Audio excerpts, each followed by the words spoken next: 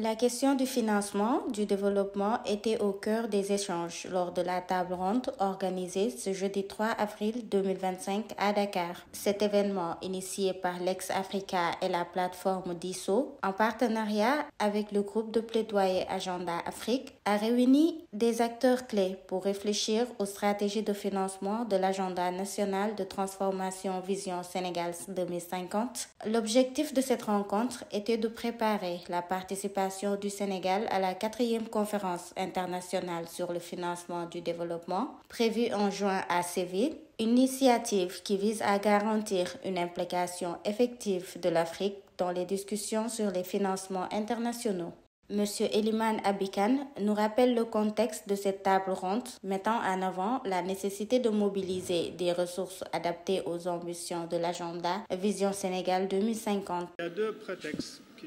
autour de cette initiative, mais le plus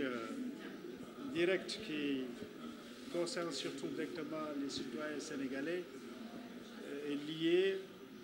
à la question cruciale du financement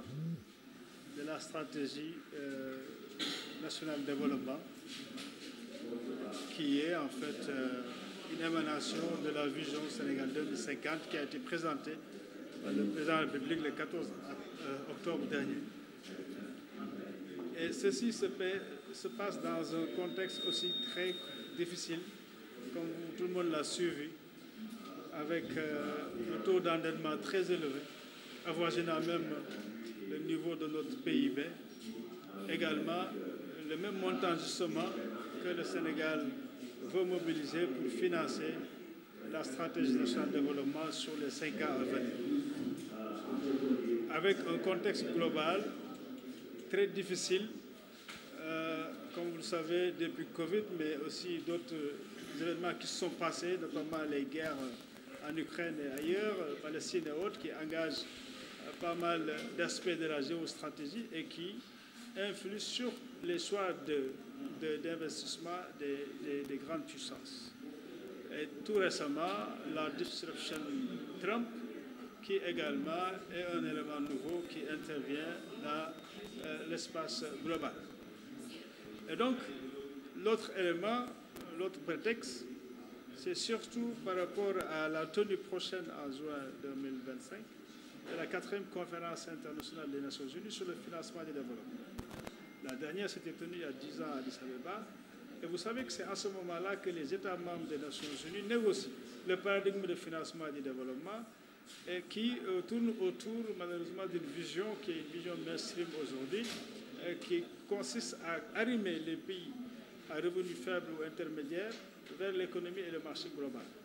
Et ça implique un élément de choses, notamment l'aide publique au développement qui s'amenuise, mais également la décision d'accélérer l'exploitation des ressources et de mobiliser les ressources domestiques dans les pays, mais également de renforcer les partenariats publics-privés et également de travailler sur les questions de la fiscalité qui doivent être beaucoup plus équitables. Donc c'est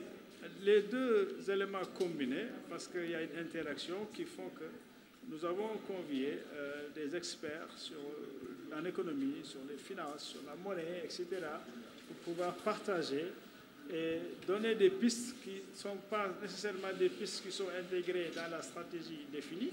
mais qui auraient pu donc inviter les autorités à s'intéresser à cela, notamment les pistes sur le levier monétaire, l'épargne, la mobilisation de l'épargne qui a commencé. Vous avez vu l'appel à la mobilisation d'épargne que l'État a lancé pour mobiliser 150 milliards. Et donc voilà, donc des pistes qui sont des alternatives et qui nous permettent de mieux gérer le poids de la dette et de pouvoir trouver d'autres marges. Parce que comme vous le savez, comme l'a dit le président de la République, notre État est contraint sur le plan financier et budgétaire du fait effectivement de cet endettement et du taux élevé du déficit budgétaire. Oui, il faut le dire que c'est une réflexion qui est portée par des organisations dites de la société civile dans l'espace du DISO et au-delà aussi dans le groupe de travail, comme je l'ai dit. Donc aujourd'hui, c'est un premier acte et il y aura d'autres actes qui vont suivre pour partager d'abord les pistes de réflexion qui sortent des conclusions de ces assises, avec aussi bien les autorités directement, bien sûr, mais également il est prévu d'autres ateliers de travail avec les autorités, avec la délégation du Sénégal qui se prépare, de faire les liens avec d'autres délégations d'autres pays pour la suite. Maintenant, l'autre élément, l'autre piste également, c'est-à-dire que les idées qui sont aujourd'hui ici systématisées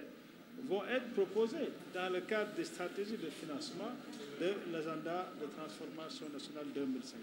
Le représentant du ministère de l'Économie, du Plan et de la Coopération a souligné l'importance d'identifier les sources de financement diversifiées. Je pense déjà qu'il faut remercier les organisateurs parce que c'est un sujet de l'heure et que, comme vous le savez, depuis le 14 octobre, le jour où le président de la République a rendu public la stratégie nationale de développement, qui est le référentiel des politiques publiques et économiques du pays, les esprits et les ressources et les énergies sont en train d'être mobilisés pour trouver les meilleurs moyens de mettre en valeur, de mettre en œuvre cette stratégie-là. Et c'est dans cette dynamique et dans cette perspective et dans ce contexte qu'il faut comprendre ce débat qui nous réunit aujourd'hui avec la société civile qui a invité des personnes ressources qui s'y connaissent, qui ont une expérience et une expertise remarquable dans le domaine, et ensemble nous allons voir quelles sont les voies alternatives qui permettront au Sénégal de financer son développement sans pour autant remettre en question les exigences d'assainissement de son cadre macroéconomique, d'une meilleure maîtrise de son endettement et aussi de son déficit budgétaire. C'est ça qui va permettre à l'État de disposer de ses coups de franche pour remplir ses missions régaliennes. Donc ce débat-là, c'est un débat qui est bienvenu, parce que ça permettra également à l'État de pouvoir recueillir le point de vue de la société civile, de pouvoir tâter le pouls de la société civile et voir comment on peut avoir une démarche intégrée, d'autant plus que l'objectif, c'est d'aller ensemble avec une seule voix à la prochaine conférence sur le financement du développement à Séville au mois de juin. Ça, c'est plus qu'un projet, c'est une vision qui va être déclinée en programme et en projet. C'est quelque chose de beaucoup plus générique qu'un projet parce qu'il y a plusieurs composantes. Évidemment, l'objectif, c'est de faire en sorte que là où le Sénégal n'a jamais réussi de trouver les solutions pérennes, adaptées et les plus indiquées à ces différents challenges, cette fois-ci, on va y arriver. Et c'est pour cela qu'il est indiqué de procéder à une démarche inclusive où toutes les forces vives de la nation seront mises à profit. Et c'est justement dans ce contexte qu'il faut comprendre le débat d'aujourd'hui. Et ce n'est pas gratuit non plus que le ministère de l'Économie a décidé de prendre part à ce débat, parce qu'on saisit qu'il faut la mainmise de tout le monde pour trouver des solutions. Par contre, il y a déjà des convictions et des orientations précises en provenance du gouvernement, notamment en termes de financement et des choix qu'il faut faire dans ce domaine-là. Les financements qui vont être privilégiés, ce sont des financements privés. Et c'est pour cela, d'ailleurs, nous sommes en train de développer, ce sera bientôt finalisé d'ailleurs, la stratégie de développement des PPP, parce que si le président de la République, dans un de ses premiers signaux, a été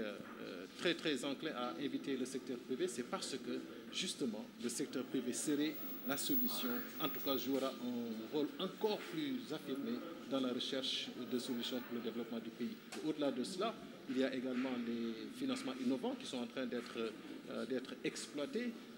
que ce soit au niveau des financements verts, que ce soit également au niveau des ressources philanthropiques au niveau du monde. Évidemment, on ne va pas abandonner l'aide, mais l'aide viendra en appoint. Ce ne sera pas le point nodal de l'activité de recherche de financement du Sénégal, mais ce sera un complément. C'est pour cela d'ailleurs que nous sommes en train de mettre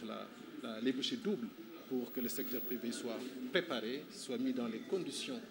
opérationnelles les plus optimisées pour que ce travail puisse être réussi au bénéfice de notre nation. À l'issue des échanges, plusieurs pistes ont été proposées, notamment la mise en place de mécanismes durables et inclusifs pour mobiliser les ressources financières. Cette table ronde a permis d'affiner la position du Sénégal en vue de la conférence de Séville. Reste maintenant à traduire ces discussions en engagements concrets pour assurer la réussite de l'agenda Vision Sénégal 2050.